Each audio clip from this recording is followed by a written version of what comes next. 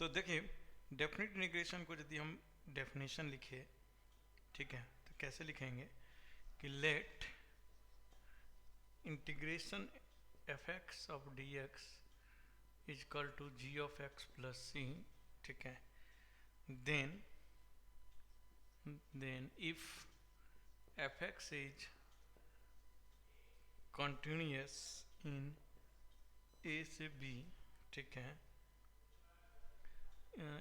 let this equal to g, and if fx is continuous in closing interval a b, then integration of a से b f of x into d of x is called definite integral, definite integration, ठीक है, integral of fx between the limits a and b and given as, ठीक है, क्या हो जाएगा, g of x a से b equal to e of b minus G of, यही बात आप लोग पढ़े होंगे, है कि नहीं, बताओ। यही बात हम लोग देखे थे फिजिक्स में, देखे होंगे ये। ओके, तो ये छोटी सी बातें आप लोग को सभी को पता है, इसका सिंपल एप्लीकेशन सभी को पता है, तो मैं नहीं कराने जाऊंगा, मैं सीधे आगे बढ़ जाऊंगा, ठीक है, कि भाई इंटीग्रेट कैसे करते हैं, किसको नहीं पता है, ठीक है। तो नेक्स्ट लिखते हैं, समझ में आ गया, ये डेफिनेशन होता है और इसी डेफिनेशन का एप्लीकेशन आप लोग फिजिक्स में बहुत किए होंगे, ठीक है। तो हम वो एप्लीकेशन, छोटी मोटी एप्लीकेशन नहीं दिखाएंगे, हम थोड़ा आगे बढ़ते हैं। लिख लिया, ये लिख लिया, ठीक है। अब देखिए, इसमें ध्यान रखने वाली क्या बात है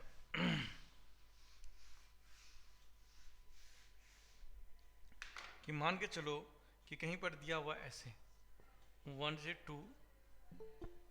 2 मान लो x square into d of l n x लिखा हुआ है, तो इसका मतलब ये जो 1 और 2 दिया हुआ है वो किसके रेस्पेक्ट में दिया हुआ है, एल एन एक्स के रेस्पेक्ट में दिया हुआ है या एक्स के रेस्पेक्ट में, सोचकर बताओ। एक्स के रेस्पेक्ट में, ऑब्वियस सी बात है, एल एन एक्स के रेस्पेक्ट में दिया है। तो इस तरह से जब भी लिखा रहे तो इसका मतलब क्या कि here limits are given with respect to ln x not with respect to x, समझ बात है, ln x के रेस्पेक्ट में गिवन है, x के रेस्पेक्ट में नहीं गिवन है, सबको ये बात पता है, बता चुका हूँ। तो यदि मुझे इसका आंसर निकालना होगा, ठीक है, तो आंसर निकालना होगा, तो आंसर क्या हो जाएगा जी, यदि मुझे इसका आंसर निकालना होगा तो ये एक्स स्क्वायर हो जाएगा और इंटू 1/x हो जाएगा, इंटू डी एक्स हो जाएगा। तो जब यहाँ पर जब मैं डी एक्स लिखा हूँ तो ये जो 1 और 2 है, ये 1 और 2 ही चेंज होगा आपस में, होगा कि नहीं। तो इसका मतलब एल एन एक्स बराबर 1 होगा तो एक्स निकालना पड़ेगा, क्या होगा, तो एक्स बराबर क्या हो जाएगा, ई हो जाएगा, और एल एन एक्स बराबर 2 होगा तो एक्स बराबर क्या हो जाएगा, ई स्क्वायर हो जाएगा। तो इसका मतलब ई से लेके ई स्क्वायर तक कन्वर्ट हो जाएगा यदि मैं डी एक्स करूँगा तो, सही बात है कि नहीं। और फिर इसके अकॉर्डिंग फिर आंसर निकल जाएगा। तो ये छोटी सी इंपॉर्टेंट बात है जो कि ध्यान रखना है कि यदि यहाँ पे एल एन एक्स जो भी एलिमेंट दिया हुआ है, तो जो भी एलिमेंट दिया है उसके रेस्पेक्ट में हमेशा लिखा रहता है ये। हाँ, कहीं पे स्पेसिफाई कर दिया है क्वेश्चन में कि ये जो लिमिट दिया हुआ है वो एक्स के रेस्पेक्ट में गिवन है, तब तो ऑब्वियस ही बात है, फिर तो एक्स के रेस्पेक्ट में ही मानेंगे, है कि नहीं। और यदि स्पेसिफाई नहीं किया हुआ है, ठीक है, यदि स्पेसिफाई नहीं किया हुआ है तो फिर एक्स के रेस्पेक्ट में नहीं होगा। समझ में आया कि नहीं आया, क्या बोला मैंने, समझ में आया सबको, ठीक है। कहीं पर यदि ऐसा लिखा हुआ है, स्पेसिफाई कर दिया कि लिमिट जो है एक्स के रेस्पेक्ट में गिवन है, तो ऑब्वियस सी बात है फिर वो एक्स के रेस्पेक्ट में ही सपोज करेंगे, फिर वो ज़बरदस्ती हम एल एन एक्स के रेस्पेक्ट में नहीं करेंगे। और जहाँ पे स्पेसिफाई नहीं किया है तो ऑब्वियस सी बात है वहाँ पर हम, ठीक है। तो ये हो गया। अब अलजेब्रिक मतलब ज्योमेट्रिकल मीनिंग क्या होता है, geometrical meaning of definite integration क्या होता है जी, कि ज्योमेट्रिकल मीनिंग क्या होता है कि definite integral of fx between limits x equal to a and x equal to b gives algebraic area bounded by y equal to fx and x axis between the vertical lines x equal to a and x equal to b। याद रखना यहाँ पे word मैंने क्या use किया, algebraic. कभी भी हर बारी में ये मत बोल देना क्या बोलते हैं कि एरिया, अलजेब्रिक एरिया बोलना। मतलब कि ये मेरा x है, ये x एक्सिस है, ये मान लो ग्राफ है fx का, तो जो अलजेब्रिक एरिया हो जाएगा वो क्या कौन सा हो जाएगा, ये वाला जो एरिया होगा। देखो x इक्वल टू ए वाला लाइन ये है, x इक्वल टू बी वाला लाइन ये है, और ये fx का ग्राफ है, ठीक है। तो ये वाला जो एरिया हो जाएगा, ये वाला एरिया, यही वाला एरिया क्या हो जाएगा, ये वाला एरिया किसको रिप्रेजेंट करेगा, integration of fx dx a से b। ओके, इसी को यही रिप्रेजेंट करता है। सबको समझ में आ गया है कि नहीं, समझ में? तो तुम सोच करके देखो कि यदि x एक्सिस से ऊपर रहेगा तो हमेशा एरिया क्या आएगा, हमेशा पॉजिटिव आएगा, और x एक्सिस से नीचे आएगा तो हमेशा एरिया क्या होगा, निगेटिव आएगा। यदि एलिमेंट x के रेस्पेक्ट में गिवन हो, y के रेस्पेक्ट में एलिमेंट गिवन होगा तो भी सी बात है, y एक्सिस से इधर रहेगा लेफ्ट में राइट में तो पॉजिटिव होगा, y एक्सिस के लेफ्ट में जाएंगे तो निगेटिव होगा, है कि नहीं। यदि एलिमेंट y रहेगा तो एक छोटा सा पॉइंट लिख लो कि if element is given with respect to x, if या डिफरेंशियल, हाँ इफ एलिमेंट मतलब integral element is given with respect to x, then above x axis area is positive and below x axis area is negative. If element is given, integral element is given with respect to x, if integral element is given with respect to x, then with respect to x, then above x axis area is positive and below x axis area is negative, है कि नहीं? Similarly किसके respect में होगा, y axis के respect में होगा। यदि y एलिमेंट गिवन है, तो इसका मतलब क्या होगा, यदि y एलिमेंट गिवन है तो इसका मतलब क्या होगा कि y से इधर वाला एरिया क्या होगा, y से इधर वाला एरिया क्या पॉजिटिव, और y से इधर वाला एरिया क्या होगा नेगेटिव। तो इसी में लिख लेना, similarly if element is given with respect to y, then right side of y axis, area of right side of y axis is positive and area of left side of y axis is negative। सही बात है कि नहीं, सही बात है?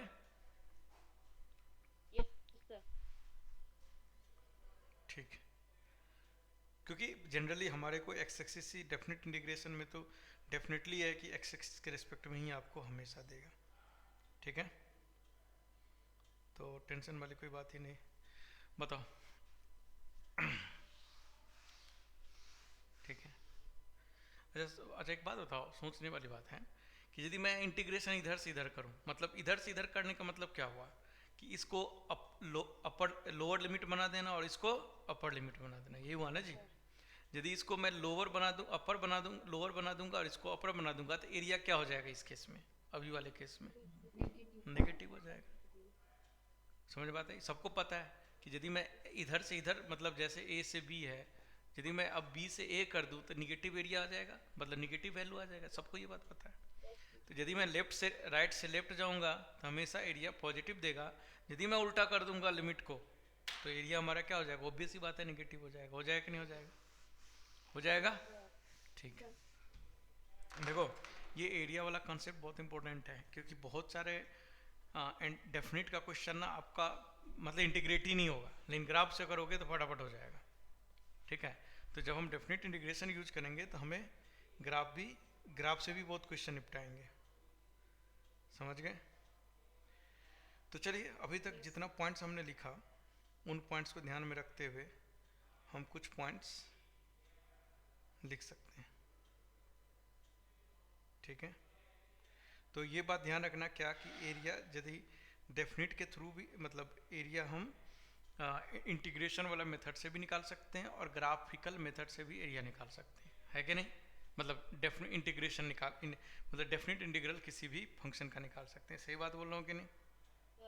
ठीक है, अब बताओ यदि मैंने स्टेटमेंट लिखा, ठीक है, क्या कि let f x is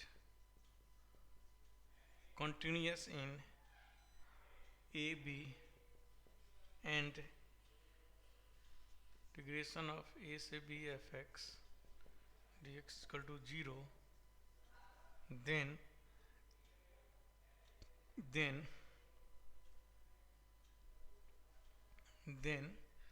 f of x बराबर 0 should have at least one root in AB। बताओ सही बात है कि गलत बात है? देखो यहाँ से भी रूट का बात पता लगता है। ठीक है, सही बात है कि गलत बात है? जल्दी बताओ, समझ कर। सही बात है, क्योंकि इस बात की गारंटी है कि यदि एफ एक्स डी एक्स 0 है, ठीक है, तो यदि हम जब ग्राफ बनाएंगे तो एक मतलब थोड़ा सा ऊपर रहेगा, थोड़ा सा नीचे रहेगा, तभी तो ये पॉजिटिव आएगा, ये निगेटिव एरिया आएगा। मान लो कि ये मेरा A है, ये मेरा B है, ये एरिया मान लो कि A1 है और ये भी A1 ही है, तभी तो ये A1 और A1 कैंसिल आउट होकर 0 आएगा। तो इसका मतलब है कि जो हमारा कर्व है वो पक्का एक बार एक्स एक्सिस से कट करेगा तभी तो वो नीचे जाएगा, अदरवाइज जा ही नहीं सकता है। सही बात बोल रहा हूँ कि गलत बात बोल रहा हूँ? सही बात बोल रहा हूँ। तो यहाँ से एक बात पता लगता है, क्या पता लगता है कि यदि हमारा एरिया 0 है ए बी इंटरवल में, ठीक है, और यदि इस इंटरवल में 0 है, तो ये जो एफ एक्स बराबर 0 जो मेरा जो फंक्शन था एफ एक्स, इस फंक्शन का एक रूट गारंटी, एक रूट रियल रूट होगा ही होगा, एक real root at least one real root होगा ही होगा। सही बात है कि नहीं है? अरे सही बात है। देखो तो रूट का कहानी देखो कहाँ कहाँ से कनेक्ट होता है।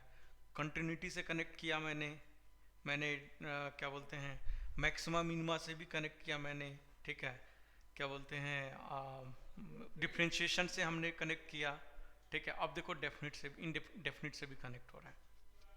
तो रूट जो है ना बहुत ही वास्ट सिलेबस है। रूट जो है ना बहुत ही कहीं से भी कुछ भी कनेक्ट करके बना के रूट दे सकता है, आपको बस दिमाग लगाना पड़ेगा, ठीक है। यदि रूट का कॉन्सेप्ट कुछ पूछा जो मैंने पढ़ा है उसके अलावा भी कुछ पूछ दिया तो आपको दिमाग लगाना पड़ेगा कि भाई मान लो कि ये स्टेटमेंट मैंने लिखा तो आपने दिमाग लगा के बता दिया ना कि सही बात है, मैं बताया कि नहीं? yes, और यदि मैं ये नहीं भी पढ़ाता और ये स्टेटमेंट कहीं यूज करता तो आप दिमाग लगा सकती थी। तो ऐसे ही मैं बोल रहा हूँ कि ये तो मैंने चलो बता दिया, यदि मैं नहीं भी बताया भाई ऑब्वियस सी बात है हर एक पॉइंट 100% तो कवर करना मतलब इमेजिन करना आसान नहीं होता है। तो मान के चलो किसी ने क्वेश्चन ऐसा फ्रेम किया तो आपको वहाँ दिमाग लगाना पड़ेगा। तो रूट जो होता है ना, रूट वाला टॉपिक वो बहुत ही वास्ट टॉपिक है, तो उसमें आपको दिमाग लगाना पड़ेगा। तो ध्यान रखिएगा कि कहीं पे रूट वगैरह पूछे एटलीस्ट वगैरह वर्ड यूज करे, मतलब इस तरह का कुछ भी यूज करे तो तुम नोटिस करके देखो कहाँ कहाँ से क्या क्या कनेक्ट हो रहा है, ठीक है। ध्यान रखना इस बात का। सर इसमें रूट सर सिमेट्रिकल होगा ना ग्राफ, तभी तो एरिया 0 आएगा। हाँ सिमेट्रिकल होगा, सही बात है, तभी तो होगा, ऊपर नीचे सेम आएगा तो ऑब्वियस बात है सिमेट्रिकल होना पड़ेगा, ठीक है। तो ये पहला पॉइंट था। सेकेंड पॉइंट मैं लिखने जा रहा हूँ, देखो क्या, if f of x is greater than 0 for all x belongs to a comma b, ठीक है, देन ए से बी, हाँ देन इफ एग्जिस्ट लिख लो, इफ एग्जिस्ट, हाँ बोलो।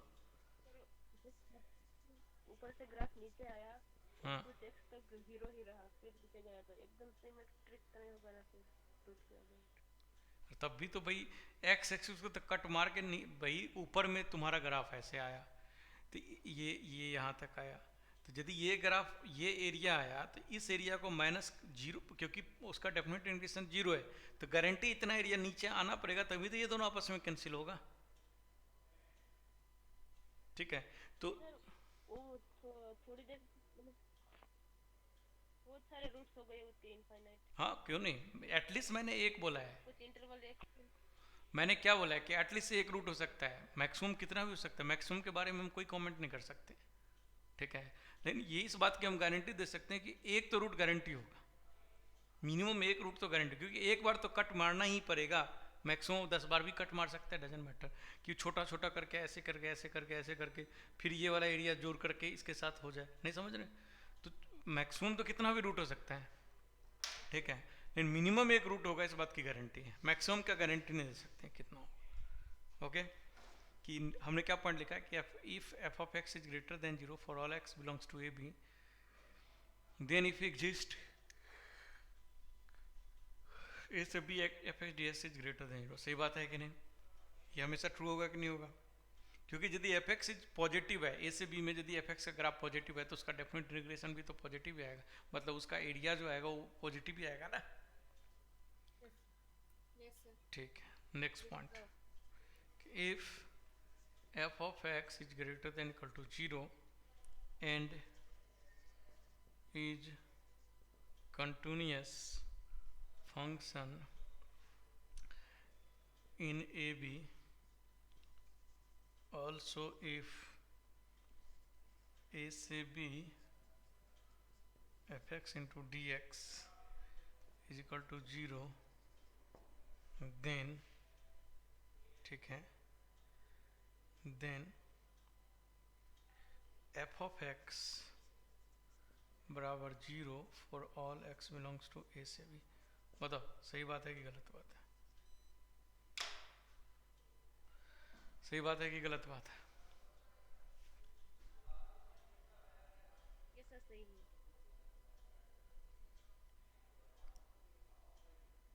सही बात है, सबको समझ में आया जी? क्योंकि देखो क्यों सही होगा, क्योंकि मैंने क्या बोला है कि एफ एक्स एक पॉजिटिव फंक्शन है, तो एफ एक्स एक पॉजिटिव फंक्शन है तो इसका मतलब इसका जो ग्राफ आएगा वो एक्स एक्सिस से ऊपर ही ग्राफ आएगा, है ना, क्योंकि एफ एक्स पॉजिटिव है तो जो हमारे एरिया निकल के आएगा जो भी, वो हमेशा एक्स एक्सिस से ऊपर ही आएगा। और दूसरा मैंने ये भी बोल रहा है कि इफ ए से b f x d x बराबर 0 है, और यदि इसका इंटीग्रेशन 0 है तो क्योंकि ये निगेटिव है ही नहीं, मतलब ये निगेटिव जा ही नहीं सकता है कि ये आपस में कैंसिल है, और ये बराबर 0 है तो इसका मतलब कि एफ एक्स जो है पक्का वो बराबर 0 है, तभी जाकर एरिया 0 हो रहा है। यदि ऐसा एरिया आएगा तो भाई निगेटिव भी एरिया चाहिए ना आपको, तभी तो ये दोनों कैंसिल करेगा।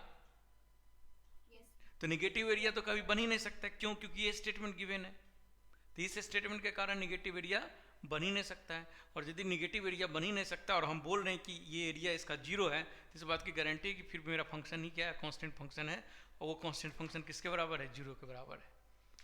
सही बात है कि नहीं है? Yes sir. ठीक,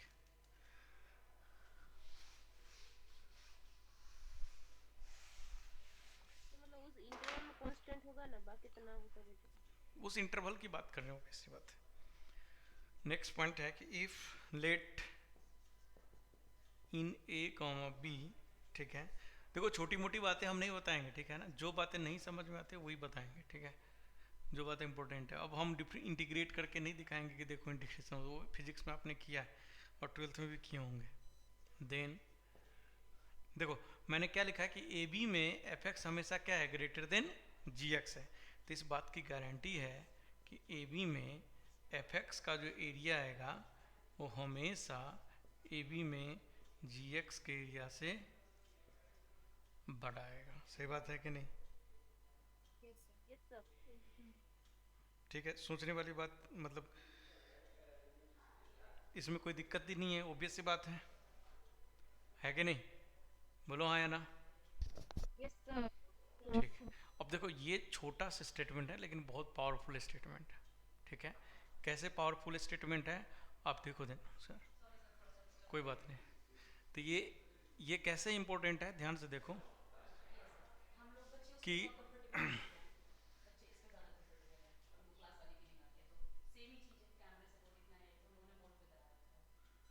ठीक है। तो देखिए ये बहुत इंपॉर्टेंट है, छोटी सी बात है लेकिन बहुत वेरी वेरी इंपॉर्टेंट है। कैसे, ध्यान देना कि यहाँ पर हमने क्या लिखा है कि f x is greater than g x, ठीक है, और ए से बी में, तो ऑब्वियस सी बात है इसका जो डेफिनेट एरिया अंडर कर्व जो आएगा, ठीक है, एरिया अंडर कर्व आएगा, ये भी क्या होगा, ये ऑब्वियस सी बात है, जो कर्व निकल एरिया जो निकल के आएगा वो भी ग्रेटर होगा, इससे होगा कि नहीं होगा, बोलो आया ना। अब देखो ये बहुत इंपॉर्टेंट कैसे है, ध्यान से देखो, मैंने क्वेश्चन लिखा और आया हुआ है क्वेश्चन है विच इज ग्रेटर, ठीक है, विच इज ग्रेटर, इसमें से कौन ग्रेटर है, ठीक है। तो फर्स्ट पॉइंट मैंने लिखा 0 से π/2 और ये लिखा मैंने sine cube x into d x and 0 से π/2, ठीक है, sine 5x into d x. Okay, बताओ तो इसमें क्या आंसर होगा।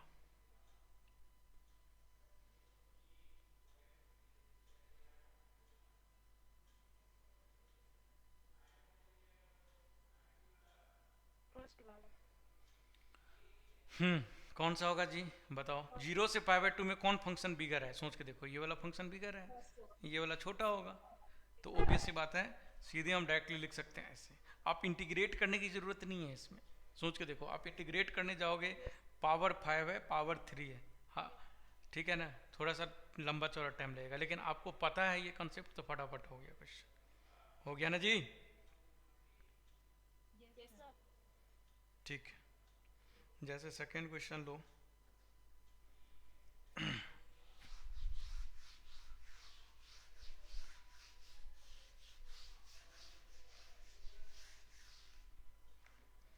सेकेंड क्वेश्चन कि इंटीग्रेशन ऑफ 5/4 से 5/3 tan cube x into d x and 5/4 से 5/3 tan स्क्वायर एक्स इंटू, बताओ इसका आंसर कौन सा। फर्स्ट। क्यूब है ना, हाँ जी क्यूब है, फर्स्ट। ऑब्वियस सी बात है फर्स्ट होगा, क्योंकि tan x का ग्राफ याद करो आप, है कि नहीं, तो इसका मतलब यहाँ पे ऑर्डर क्या हो जाएगा, ये हो जाएगा, है कि नहीं। Yes sir. एक और कर लेते हैं,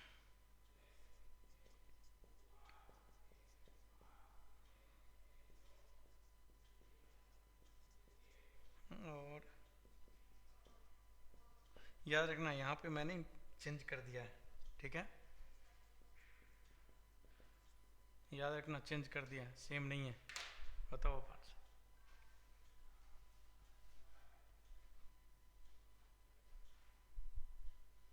फर्स्ट वाला। और लोग बताओ।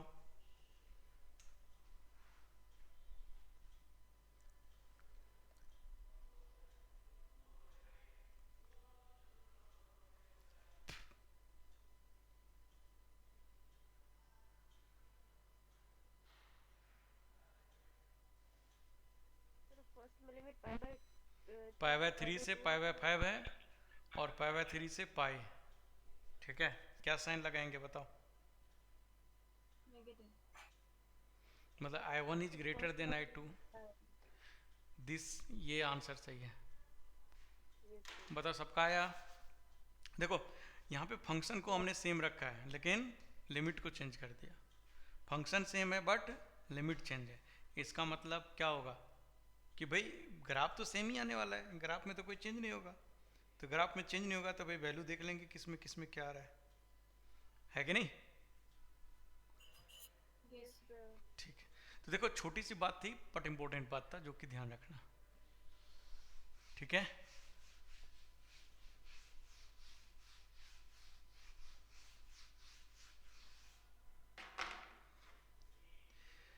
देखो बहुत इंपॉर्टेंट पॉइंट है, ओके, कि जब हम लोग सब्स्टिट्यूशन करते हैं डेफिनेट इंटीग्रेशन में तो आंख बंद करके करते हैं, ठीक है ना।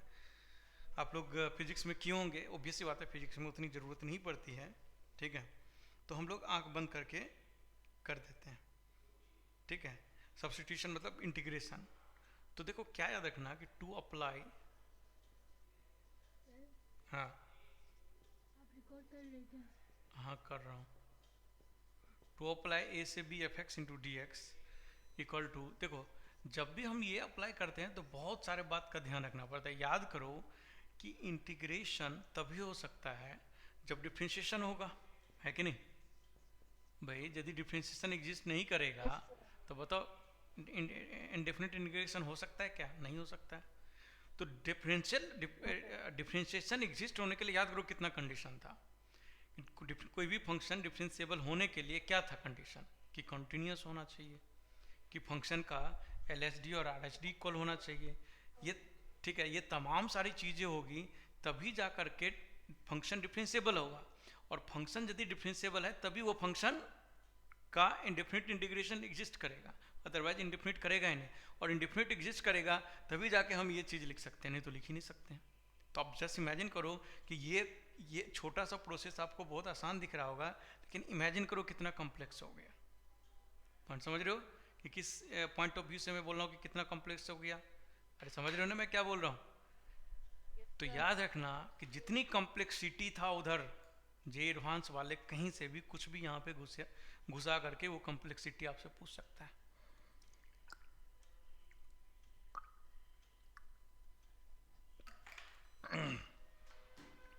जे मेन में तो नहीं पूछेगा कभी भी जनरली, ठीक है, जे मेन में कभी भी इतना कुछ नहीं पूछेगा, लेकिन जे एडवांस में पूछेगा। तो सबसे पहला पॉइंट क्या है, ठीक है, कि सबसे पहला पॉइंट क्या है कि here f x should be continuous function. कि सबसे पहला पॉइंट ये है कि एफ एक्स को कंटिन्यूस फंक्शन होना पड़ेगा। यदि कंटिन्यूस फंक्शन नहीं है, यदि कंटिन्यूस फंक्शन नहीं है तो इमेजिन करके देखो उसका तो ग्राफ ही नहीं बनेगा, एरिया ही नहीं बनेगा। बनेगा क्या? कट कट के एरिया बनेगा। और मान के चलो यहाँ तक कंटिन्यूस था तो फिर तो ये यहीं तक एरिया लेगा और ये वाला एरिया लेगा और ये भी एरिया इंक्लूड कर ले तो गड़बड़ हो जाएगा ना, है कि नहीं? तो सबसे पहला पॉइंट क्या बन रहा है कि फंक्शन को कंटिन्यूस होना पड़ेगा उस इंटरवल में। यदि उस इंटरवल में कंटिन्यूस नहीं है, ठीक है, तो गड़बड़ है। सही बात है कि नहीं? ठीक है। तो सबसे पहला पॉइंट कि कंटिन्यूस होना चाहिए। देखो जब आपको आसान क्वेश्चन देना जे एडवांस वाले लॉलीपॉप में डेफिनेट इंटीग्रेशन का एकदम, तो ये मत सोचना कि लॉलीपॉप है, फिर कहीं ना कहीं कुछ ना कुछ तो गड़बड़ है क्वेश्चन में, ठीक है। उस गड़बड़ को आपको ढूंढना पड़ेगा। आसान क्वेश्चन इतना आसान नहीं देगा, ऐसा नहीं कि आसान नहीं देता है, बट नहीं देगा। तो ये बात बहुत इंपॉर्टेंट है, ध्यान रखना। बच्चे मतलब जे एडवांस के क्वेश्चन में कंटिन्यूस ना दे के ब्रेक कर दिया, ठीक है, तो ऑब्वियस बात है प्रॉपर्टी हम लगाएंगे जो कि हम आगे पढ़ेंगे, है कि नहीं? याद करो प्रॉपर्टी हमने आप लोगों ने क्या होगा कि यदि कंटिन्यूस नहीं है तो हम उस तरह के फिर क्वेश्चंस को हम कैसे लेके चलेंगे। पहले हम यहाँ से यहाँ तक ब्रेक कर देंगे, फिर यहाँ से लेके यहाँ तक ब्रेक कर देंगे, और जहाँ जहाँ डिसकंटिन्यूस है उसको क्या करेंगे? हटा देंगे, ठीक है। और हटा करके फिर हम क्या बताएंगे? एरिया बताएंगे। तो यदि डिसकंटिन्यूस दे दिया तो आपको इस तरह से एरिया निकालना पड़ेगा। ऑब्वियस बात है, समझ में आ गया होगा सबको, है कि नहीं? तो देखो पहला पॉइंट ये हो गया। दूसरा पॉइंट, इफ सब्स्टिट्यूशन यूज्ड। देखो याद करो सब्स्टिट्यूशन आप लोग अंधे होकर के यूज करते हो, ऑब्वियस बात है। अब यूज कंसेप्चुअल क्वेश्चन नहीं पूछा, इसलिए if substitution is used then, ठीक है। सब्स्टिट्यूशन यदि यूज होगा तो आपको बहुत सारी बातें ध्यान रखना पड़ेगा। अब क्या क्या बातें ध्यान रखना पड़ेगा उस बात को समझना, ठीक है, कि क्या क्या ध्यान रखना पड़ेगा। ओके, सबसे पहला पॉइंट क्या ध्यान रखना पड़ेगा कि जो भी आप वेरिएबल सपोज करें, जैसे होता था ना सब्स्टिट्यूशन में पुट करते थे tan x बराबर t करते थे, तो ये जो नया टी है इसी को हम बोल रहे हैं वेरिएबल, न्यू वेरिएबल। तो द न्यू वेरिएबल, इसके अंदर में पॉइंट है कि the new variable should be continuous, should be continuous between the limits, between the limits। Okay, कि जो भी जैसे tan x बराबर हमने t सपोज किया, तो ये जो tan x है वो जो हमारा लिमिट है उस लिमिट में क्या होना चाहिए, कंटिन्यूस होना चाहिए। यदि कंटिन्यूस है, ठीक है, यदि कंटिन्यूस है तभी हम सपोज करेंगे, नहीं कंटिन्यूस है तो इमेजिन करके देखो कि फंक्शन जो हम सपोज करके पुट कर रहे हैं वो उस पॉइंट पे डिसकंटिन्यूस है, तो उस पॉइंट पे ग्राफ में ब्रेक आएगा कि नहीं आएगा, आएगा। Yes. और यदि ब्रेक आएगा ऑब्वियस सी बात है कहाँ से एरिया हमको दे देगा, एरिया में गड़बड़ी होगा, ठीक है। तो सबसे पहला पॉइंट ये बात ध्यान रखना है कि फंक्शन क्या होना चाहिए, कंटिन्यूस होना चाहिए। और दूसरा इंपॉर्टेंट पॉइंट क्या है कि देयर शुड बी 1 to 1, ठीक है, relation between new variable and old variable।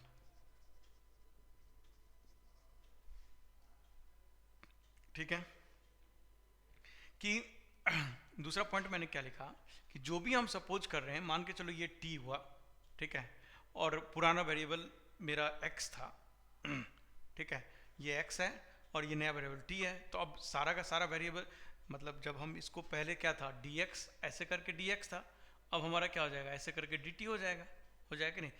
तो x इक्वल टू 0 पर जो वैल्यू ये दे रहा है हमारा फंक्शन, वही वैल्यू जब ओबियस सी बात है x इक्वल टू 0 रखेंगे तो t की वैल्यू 0 आएगा, तो t की वैल्यू जब 0 पुट करेंगे तो यहाँ पर भी वही वैल्यू देना चाहिए, यानी ये दोनों 1 to 1 होना चाहिए। यदि ये दोनों 1 to 1 नहीं है ना तो आपका एरिया सेम नहीं देगा, कभी भी एरिया अलग अलग देने लगेगा, देगा कि नहीं देगा एरिया अलग अलग, सोच के देखो, इमेजिन करो।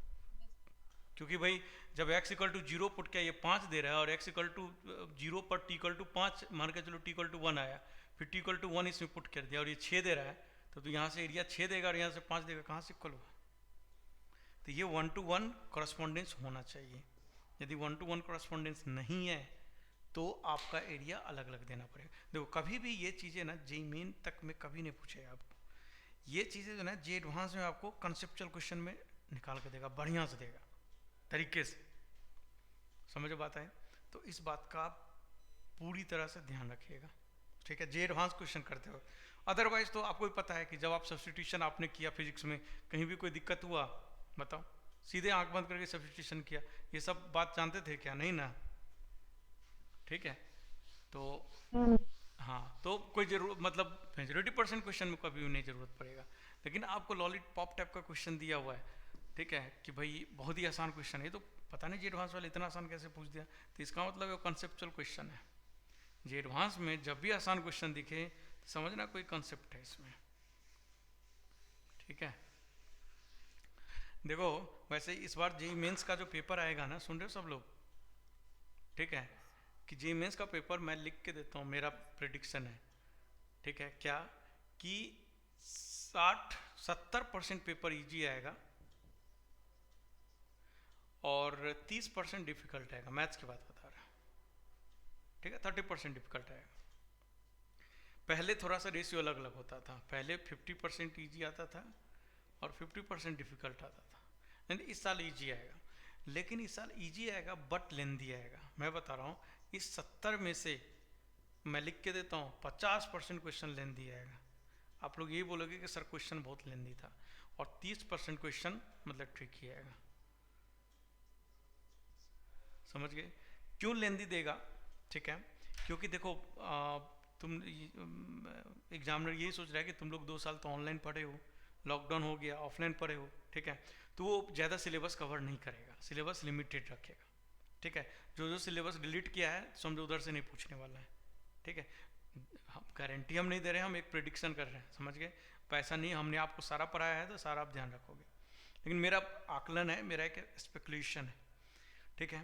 तो क्या बोलते हैं, लिमिटेड सिलेबस में से देगा, और लिमिटेड सिलेबस में से देगा तो बहुत ज़्यादा ट्रिकी क्वेश्चन नहीं पूछ सकता आपसे। क्यों?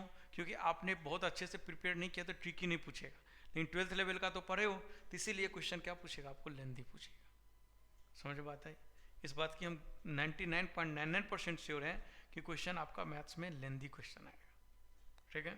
तो लेंथी क्वेश्चन से घबराना मत। जैसे ही लेंथी क्वेश्चन दिखे ना, तो ट्रिक यही होता है कि कौन कौन ट्रिकी क्वेश्चन है पहले उसको करो, क्योंकि लेंथी क्वेश्चन करने में कैलकुलेशन मिस्टेक होता है, और कैलकुलेशन मिस्टेक तो गए, क्वेश्चन दिखेगा कि मेरा सॉल्व हो जाएगा, दिखेगा, लेकिन सॉल्व हुआ 6 मिनट लगा तो मतलब क्या है? सॉल्व हुआ 6 मिनट में कोई आंसर गलत निकाल दे तो क्या मतलब बनता है? तो जब भी ऐसा पेपर आएगा तो आप ना ट्रिकी वाले क्वेश्चन पर ही फोकस करो, आप मत जाना लेंथी वाले पे फोकस करने पहले। ये ट्रिक होता है। बच्चे क्या करता है, मान लो 50% लेंथी पूछ दिया और 30% ही ट्रिकी है, चलो 30% टफ था छोड़ दिए, 30% ईजी है, ट्रिकी है और ईजी है, इस पे फोकस करो पहले। इससे जितना क्वेश्चन कर सकते हो पहले निकाल, मत जाना इधर पहले, क्योंकि आपको पता है कि एक ढंग का इंटीग्रेशन दे दिया 6 मिनट खराब कर देगा आपका, एक ढंग का डिफरेंशिएशन का क्वेश्चन दे देगा 6-7 मिनट खराब कर, और हो सकता है आंसर ना आए, क्योंकि लेंथी क्वेश्चन है, आंसर नहीं भी आ सकता है। ट्रिकी क्वेश्चन है, एक मेथड से नहीं है, दूसरा करेंगे, दूसरा से नहीं, तीसरा से चौथा से, चांस है बहुत ट्रिकी क्वेश्चन का आंसर निकालना। लेंथी क्वेश्चन के आंसर निकालना उतने वो एग्जामिनेशन टेम्परामेंट में थोड़ा टफ होता है, बट इधर ईजी होता है। तो याद रखना, अभी मैं बोल दिया हूँ आप लोगों को कि ट्रिकी क्वेश्चन पर ध्यान देना।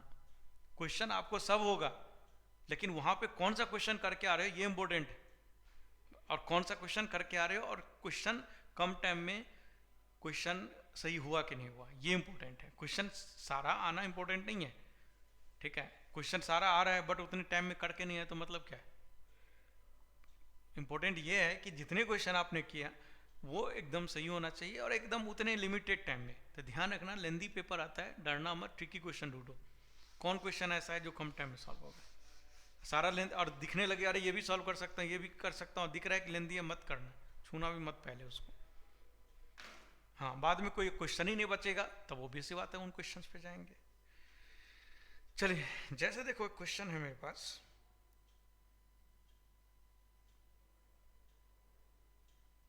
जैसे क्वेश्चन है देखो, 0 से लेके 2 तक और x upon 9 + x⁴ into dx। Okay, इसको मुझे इंटीग्रेट करना है, ठीक है, डेफिनेट इंटीग्रेशन निकालना है। तो सबको दिख रहा है, क्या दिख रहा है जी, कि x² बराबर हम क्या सपोज कर ले, t, दिख रहा है ना।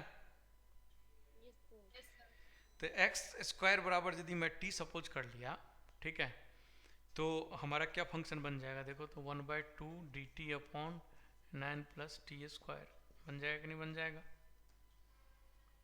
बन जाएगा। Yes sir. तो ये बन जाएगा, तो इसका आंसर क्या हो जाएगा सबको पता है, 1/2 into 1/3 into tan inverse t/3, ये आंसर आएगा। सर 1/2 आएगा। Yes sir. आएगा ना यहाँ से 2x, ठीक है। और जब इसमें हम पुट कर देंगे, कहाँ से कहाँ तक पुट करेंगे, 0 से 4 तक, ठीक है। तो 0 से 4 तक पुट कर देंगे तो फाइनल आंसर क्या आ जाएगा आपका, फाइनल आंसर आ जाएगा 1/6 tan इनवर्स 4/3, ये आ जाएगा। अब आप नोटिस करके देखो, दो चीज मैंने बोला था नोटिस करके, इस क्वेश्चन में तुम अब देखो, जैसे आपको इंटीग्रेशन ऐसा दे दिया तो सोचो तो कौन नहीं करके आएगा, सभी लोग करके आएगा। लेकिन ध्यान रखना, जब ऐसा क्वेश्चन दिया ना तो हो सकता है ट्रिक हो, वैसे इसमें तो नहीं है बट हो सकता है ट्रिक हो, तो ढूंढना कि क्या प्रॉब्लम है इसमें, क्यों कंसेप्चुअल। तो नोटिस करके देखो कि x² बराबर जब हमने t सपोज किया, तो जो हमारा नया फंक्शन है, ठीक है, जो हम वेरिएबल्स x² सपोज करें, तो x² मेरा फंक्शन जो है 0 से 2 में कैसा है, कंटिन्यूस है कि नहीं, कोई प्रॉब्लम नहीं, हमेशा कंटिन्यूस है। तो हम x² को t सपोज कर सकते हैं, कोई दिक्कत नहीं। उसके बाद हमने क्या बोला था कि यदि x बराबर 0 पुट करेंगे तो t बराबर 0 आ रहा है कि नहीं आ रहा है, बिल्कुल आ रहा है। x बराबर, हाँ, x बराबर 2 पुट करेंगे तो t बराबर 4 आ रहा है कि नहीं आ रहा है, और यदि बिल्कुल सही है तो कोई दिक्कत नहीं, x बराबर 0 और x बराबर 2 पे t बराबर 4 आ रहा है। यदि हम इसकी वैल्यू पुट करके देखा और ये आ रहा है तो बिल्कुल हमारा ये क्वेश्चन सही है, कहीं कोई दिक्कत नहीं, ठीक है।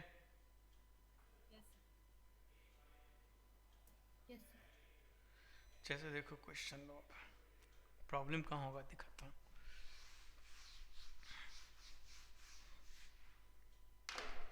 देखो इसको करके देखो, दिमाग लगाओ इसमें। 0 से pi sec square x upon 9 plus tan square x into d x. Okay, इसके करके इसको देखो तो दिमाग लगाओ तो इसमें।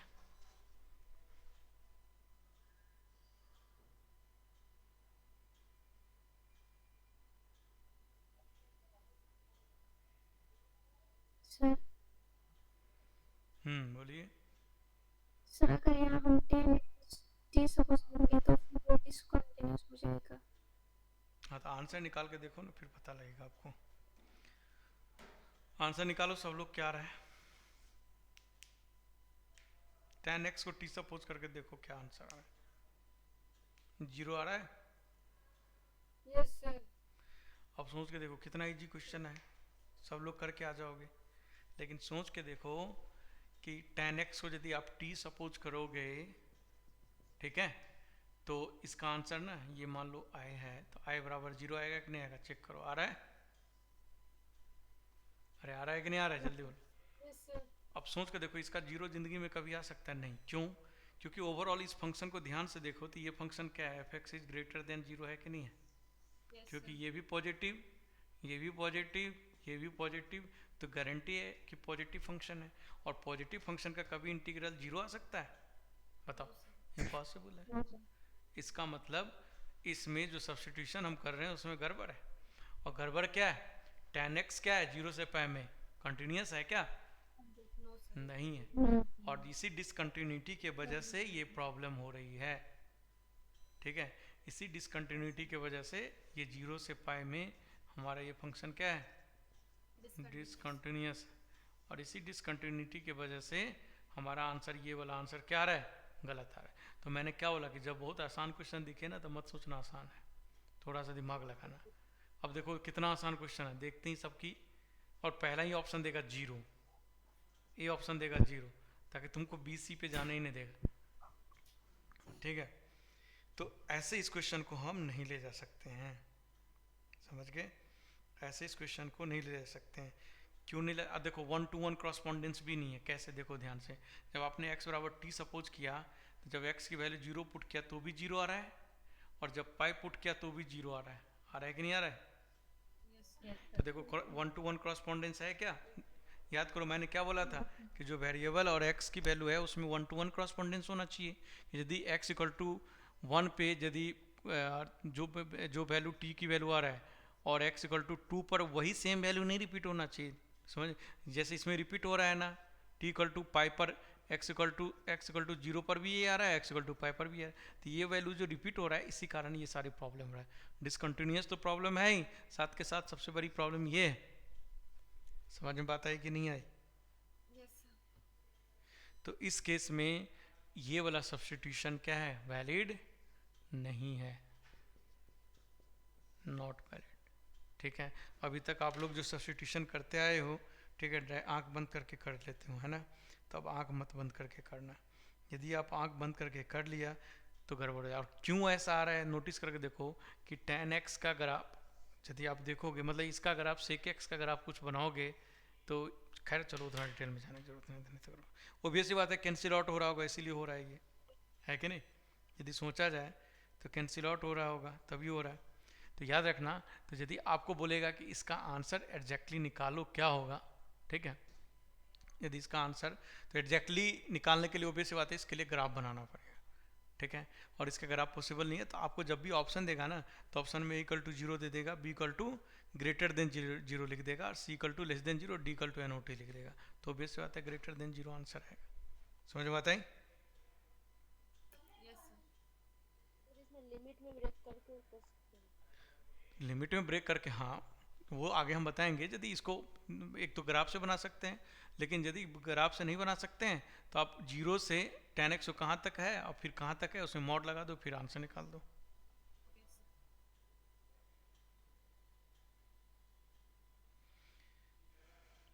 ठीक है, तो हमने दिखाया कि देखो सब यहाँ पे गड़बड़ हो रहा है, तो ये बात ध्यान रखना। अब नेक्स्ट पॉइंट क्या है,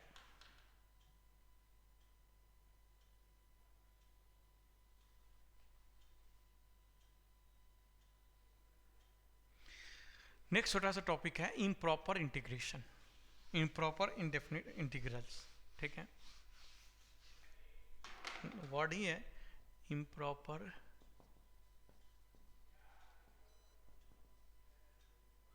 इंटीग्रल्स। Okay, improper integrals. ठीक है,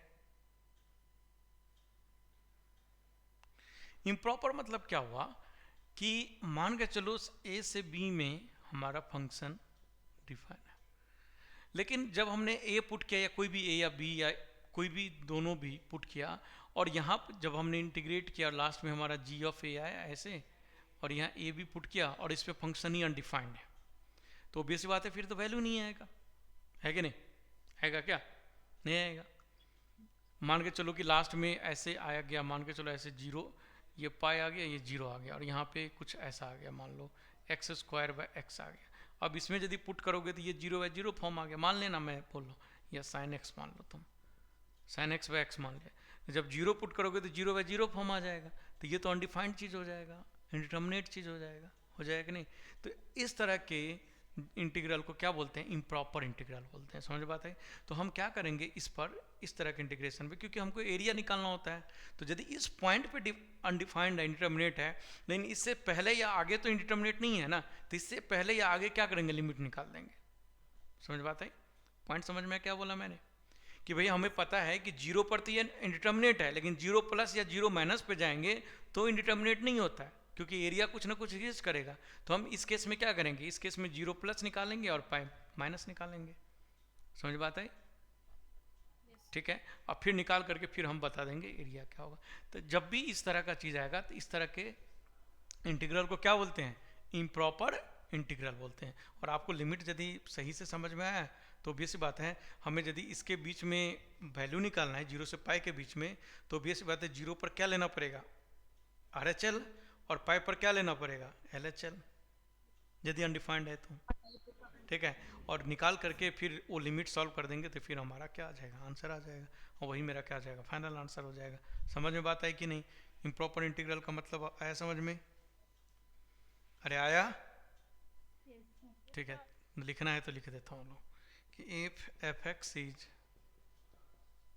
अनडिफाइंड, याद रखना हम gx के टर्म्स में अभी मैंने बोला है क्योंकि आपको समझ में नहीं आता है, क्योंकि यदि fx a और b पर अनडिफाइंड है तो ऑब्वियस सी बात है इंटीग्रेट करेंगे तो वो भी अनडिफाइंड ही चीज़ आएगा। सही बात बोल रहा हूँ कि नहीं बोल रहा हूँ?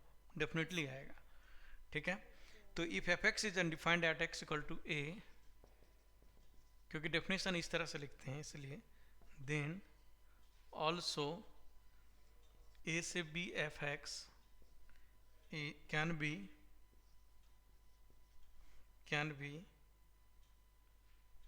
then also this can be undefined। ठीक है, अनडिफाइंड हो सकता है। ठीक है, but in this case we can find limiting value at x equal to a, and this we can limiting value at x equal to a, limiting value of, ऐसे लिख लो, a से b f of x। समझ बात आई कि नहीं? आप समझ में आया? देखो सही बात लिखा हूँ, जो बताया वही लिखा हूँ, जो बताया वही लिखा हूँ। अरे बताओ हाँ या ना? Yes sir. तो हम क्या करेंगे, इस पर एक लिमिटिंग वैल्यू निकाल देंगे, वही आंसर। जैसे क्वेश्चन देखो, एक जीरो से लेके, चलो ई से लेके zero ln x into d x. अब बताओ इस जीरो पर ये चीज़ क्या है? जीरो पर ये चीज़ क्या है जी? अनडिफाइंड है, नॉट डिफाइंड। तो इसको इंटीग्रेट कर देंगे, और इंटीग्रेट करके इंटीग्रेशन क्या आ जाएगा जी? x ln x, याद करो, माइनस क्या होता था जी? x, और ये e ले लेंगे, और यहाँ पर क्या लेंगे? यहाँ पर क्या लेंगे? Zero plus. ठीक है, तो आंसर क्या आ जाएगा? Limit x tending to zero plus x ln x minus x, और माइनस x जीरो से ही। सही बात है कि नहीं? सही बात है कि नहीं? जल्दी बताओ। सही है। बस। और लिमिट निकालना सिखा चुका हूँ सबको। देखो मैंने डेफिनेट, हाँ क्या नाम है, लिमिट कंटिन्यूटी डिफरेंशियबिलिटी में बहुत टाइम लगाया है। टाइम लगाने के पीछे रीज़न इतना ही था क्योंकि यदि कंसेप्चुअल क्वेश्चन पूछेगा ना तो बहुत अच्छी तरह से लिमिट कंटिन्यूटी डिफरेंशियबिलिटी को यूज करेगा। और कहीं भी आपको मैंने बोला था ना कि कहीं भी इस्तेमाल कर सकता है। ठीक है, वो डेफिनेट इंटीग्रेशन में भी कर सकता है, आपको एरिया अंडर कर्व में भी कर सकता है, एंड डेफिनेट इंटीग्रेशन में भी सही से यूज कर सकता है डिफरेंशियबिलिटी का कॉन्सेप्ट। ठीक है, खैर उधर तो नहीं करेगा, मेनली डेफिनेट में करेगा। तो बताओ समझ में आया कि नहीं आया? क्या बोलना चाह रहा था, समझ में आया सबको? वहाँ माइनस में पूरा फंक्शन आएगा ना? क्या बोली? हाँ जो भी आएगा ठीक है ना, देख लेना ना, मैं गलत लिख दिया तो Yes, चेक कर लेना। ये पूरा आएगा, ठीक है ना, जो भी आएगा। जी। हाँ मतलब ई पुट कर देना तो ये ई एल एन ई आएगा माइनस ई आएगा, ये आएगा ना जी। सही है? अब सही है ना? सर। ठीक है, यस सर। तो ध्यान रखना, ये बात छोटी सी बात है, ध्यान।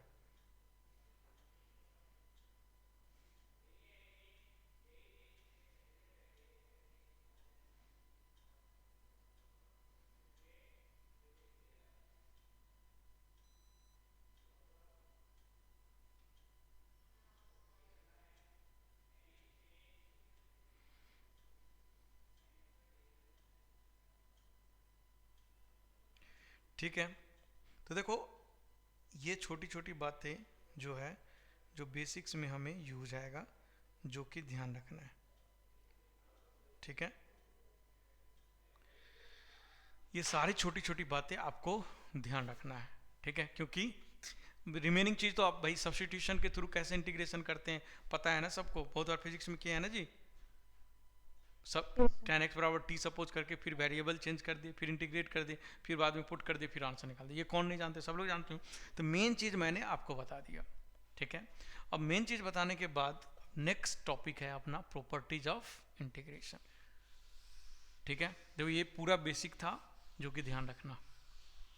अब है प्रॉपर्टीज ऑफ डेफिनेट इंटीग्रेशन। याद करो, पढ़े होंगे आप लोग प्रॉपर्टीज, एनसीईआरटी बुक में कितने प्रॉपर्टी है? 5 गिवन है ना शायद, 5 या 6, कितने गिवन है? जितने भी गिवन हो 5 या 6 गिवन होगा।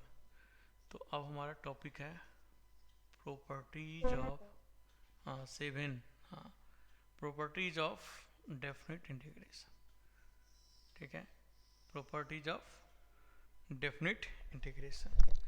तो डेफिनेट इंटीग्रेशन का प्रॉपर्टीज, ठीक है। अब देखिए ये प्रॉपर्टीज बहुत इंपॉर्टेंट है। ठीक है, और मेजोरिटी परसेंट क्वेश्चन जो आएगा आपका इन प्रॉपर्टीज पर ही आएगा, सबको पता है। ठीक है,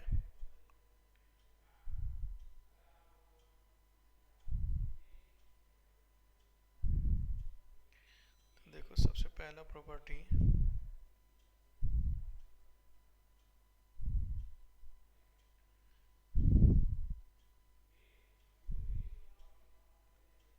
एक मिनट होल्ड करना।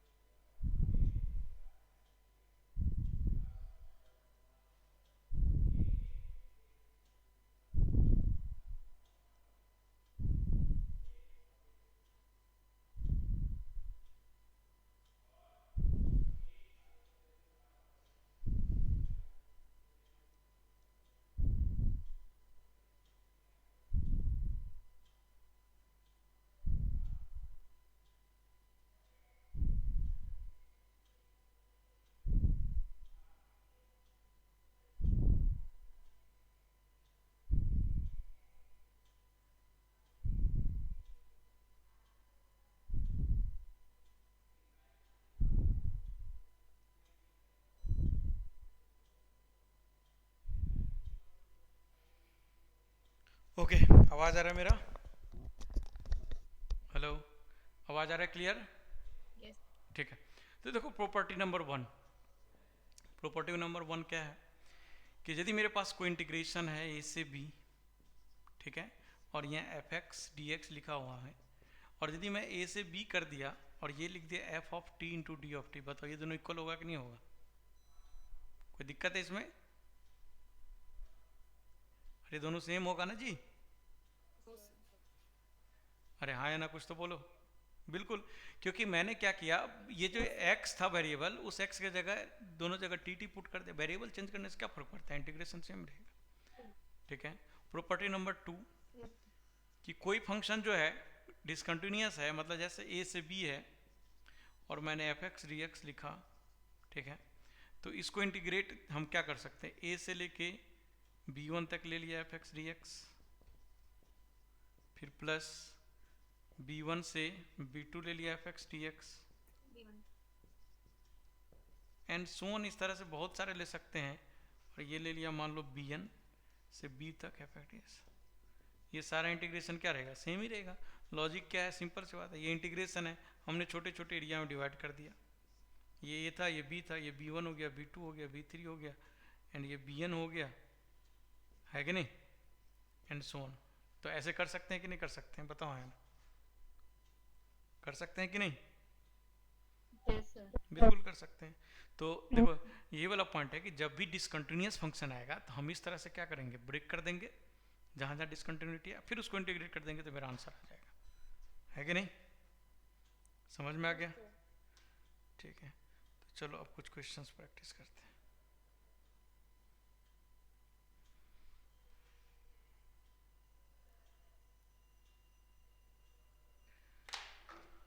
चलो लिखते जाओ, ये दो प्रॉपर्टी लिख लिया, अब थोड़ा सा मिक्स करके क्वेश्चन करते हैं, क्योंकि पूरा पूरा प्रॉपर्टी पढ़ाने, थ्योरी पढ़ाने तो बोर हो जाओगे।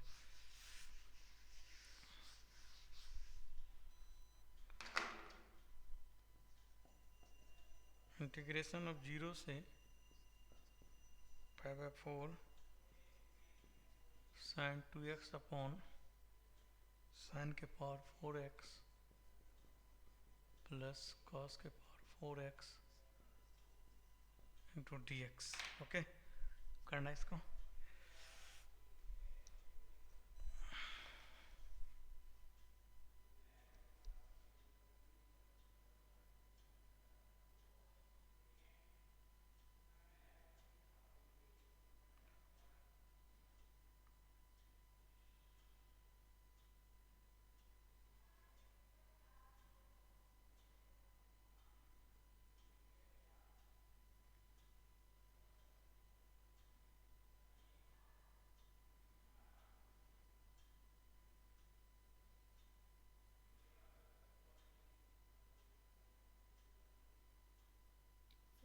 हम्म, तो वो 4 पावर में है क्या नीचे या फिर हाँ, ऊपर में है? पावर पावर में, पावर में।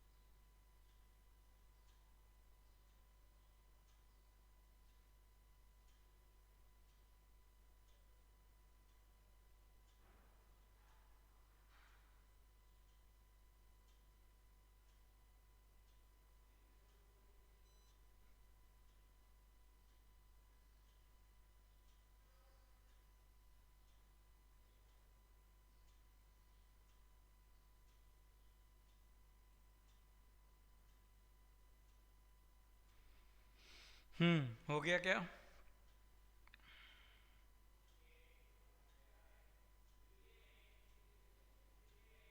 किसे इसका आ गया आंसर?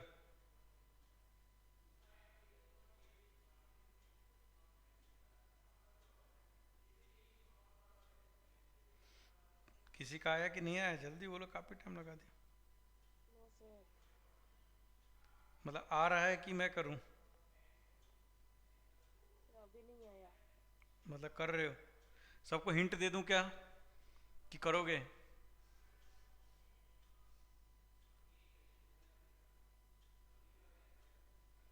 चलो 2 मिनट और देता हूं, कर।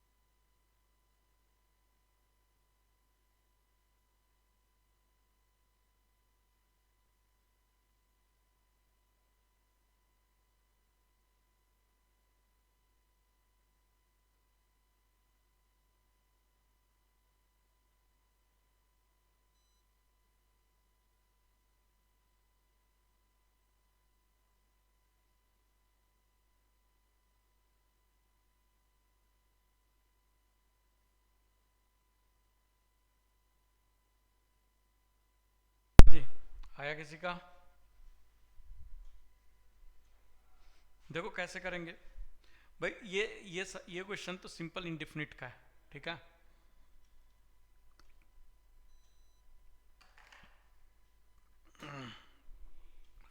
इंडिफिनिट आएगा तो ये क्वेश्चन हो जाएगा, ठीक है।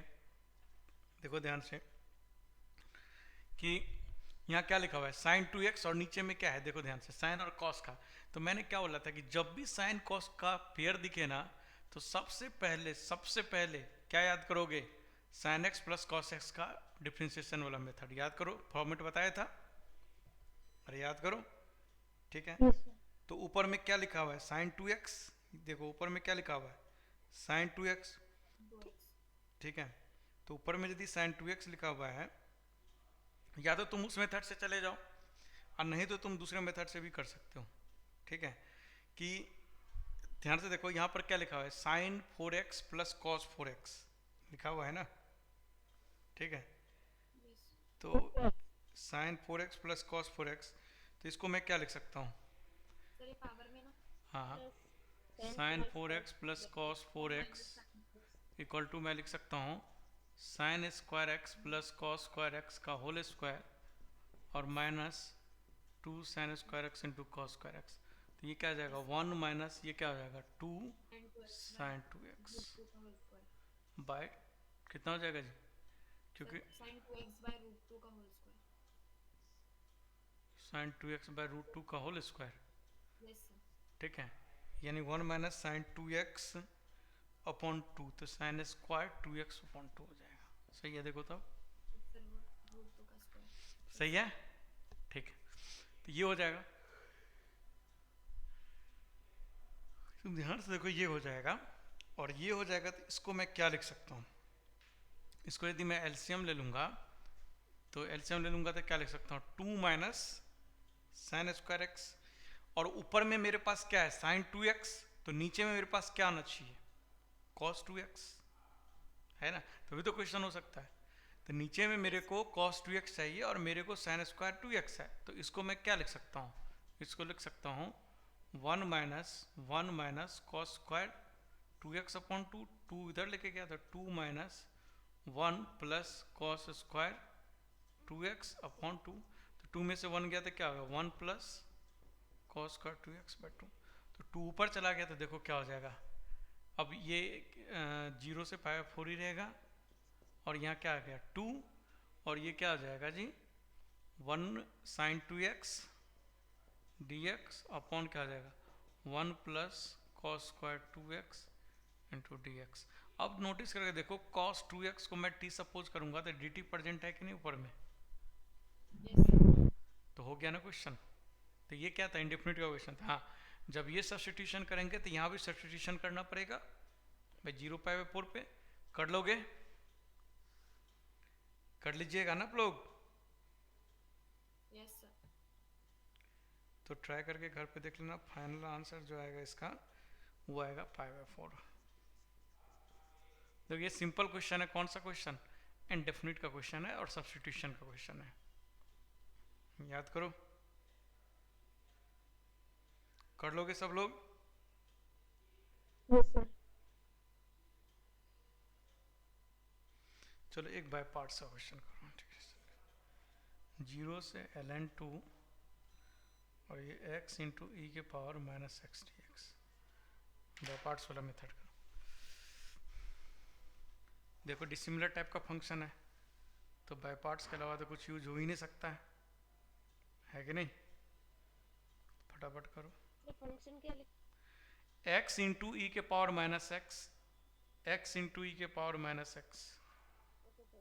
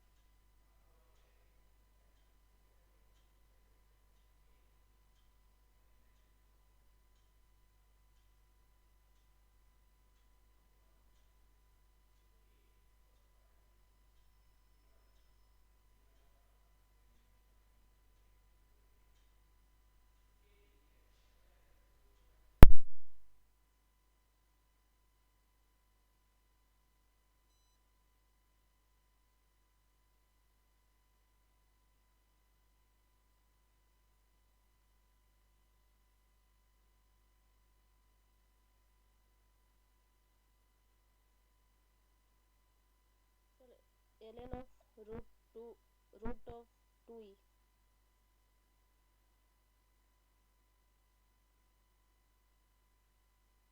e by 2।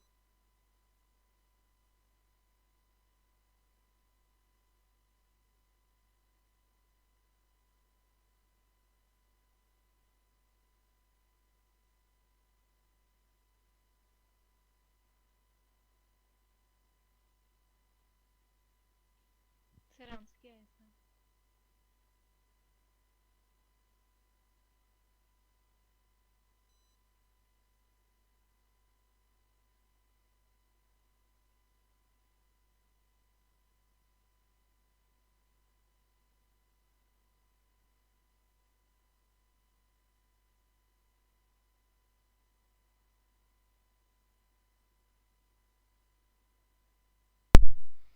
हाँ जी, क्या आंसर आया? So minus 1 by 2 plus L.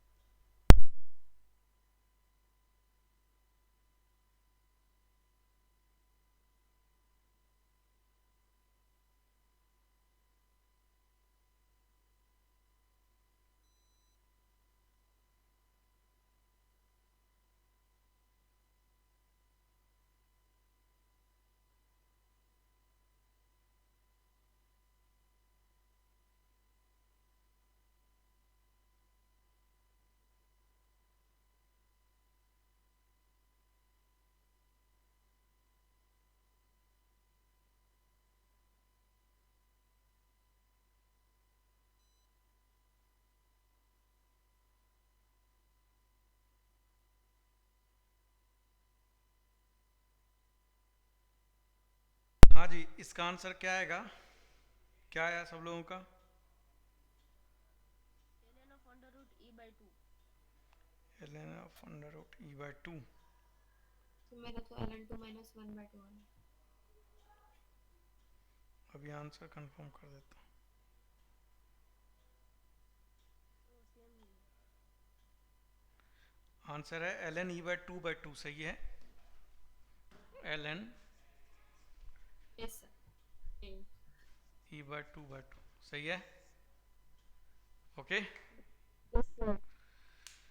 चलो आज के लिए इतना ही रखते हैं। रीजन क्या है कि आज सुपर 30 का कुछ प्रोग्राम चल रहा है। ओके